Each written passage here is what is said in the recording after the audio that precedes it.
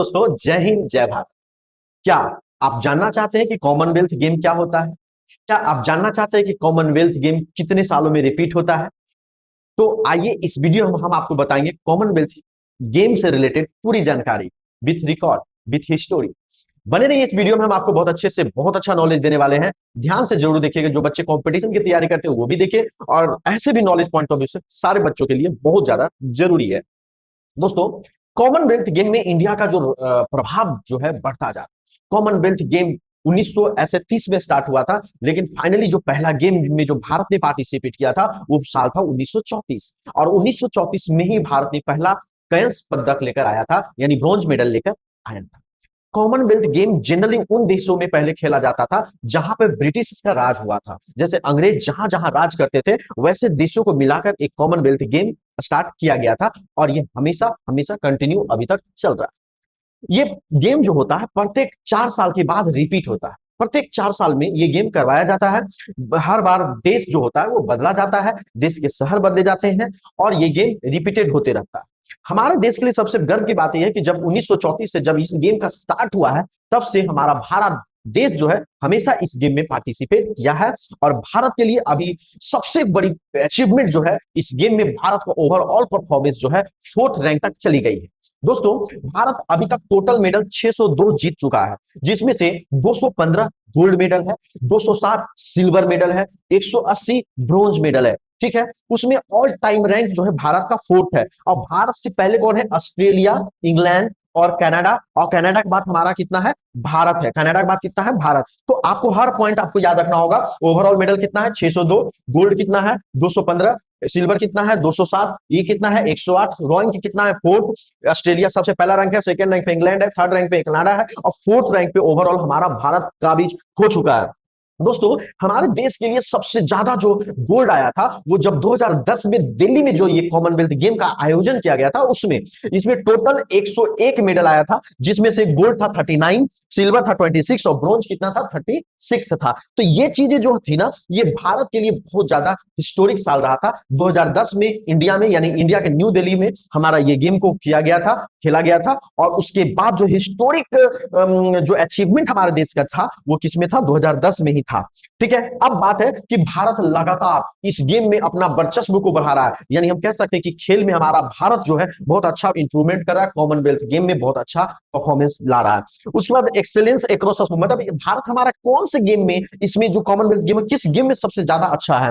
तो athletes, weight lifting, shooting, badminton, wrestling and more में, मतलब बोल सकते हैं कि सबसे अच्छा परफॉर्मेंस जो आता है वो भारत का शूटिंग में, वेट लिफ्टिंग में, कुश्ती में, इन सब चीजों में भारत का परफॉर्मेंस जो होता है बहुत खतरनाक और बहुत ही लाजवाब होता है। अब आइए हम इसका हिस्टोरिक पल अगर जानने की कोशिश करते हैं, तो ये है कि हिस्टोरिकल पल क्या है भारत का, भारत को कॉमनवेल्थ में क्या हिस्टोरी बना हुआ है। तो 1934 में लंदन में पहला जो मेडल आया था वो कांस्य मेडल मेडल आया था, रशीद अनवर कुश्ती में। और वेट लिफ्टिंग की बात करेंगे तो इसमें हमारा ये लेकर आए थे, पहला मेडल जो कांस्य आया था वो ये था। लेकिन पहला गोल्ड मेडल था फ्लाइंग किंग से नाम से जाने, फ्लाइंग किंग के नाम से जाने वाले जो हमारे मिखा सिंह है, उनके वो उन्होंने 1958 में कार्डिफ में पहला गोल्ड स्वर्ण पदक मिला था 440 यार्ड के दौर में।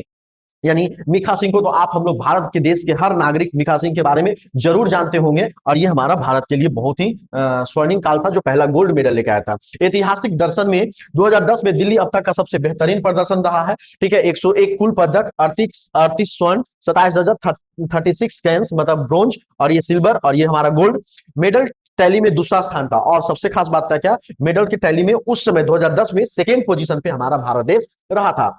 निशानेबाजी में ज्यादा स्वर्ण पदक आया है, सबसे ज्यादा स्वर्ण पदक अगर आया है तो निशानेबाजी में आया है।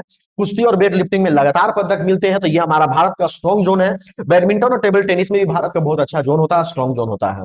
आधुनिक युग और मुख्य आंकड़े, 1918 में गोल्ड मेडल कितना है? 66 है, तीसरा स्थान था। 2022 में बर्मिंघम में 61 गोल्ड मेडल के साथ है, चौथा। कुल प्रदर्शन 500 प्लस रहा। तो ये हमारा भारत जो है ना ऑल टाइम मतलब बहुत अच्छा परफॉर्मेंस कर रहा है। ठीक है, भारत का जो परफॉर्मेंस है वो लगातार बढ़ता जा रहा है। अब हम जानेंगे कि 2026 में, यानी 23 जुलाई से, ठीक है ना, जो स्टार्ट हुआ था 23 जुलाई से 2 अगस्त के बीच में जो कॉमनवेल्थ गेम चला था, इनकी खास बात भी हम समझते हैं। इसमें 74 कंट्री ने पार्टिसिपेट किया था। 3000 एथलीट इसमें पार्टिसिपेट किया था। सोचिए, पहला जब कॉमनवेल्थ गेम हुआ था तो मात्र 400 एथलीट थे, अभी 3000 एथलीट जो है वो पार्टिसिपेट किए थे।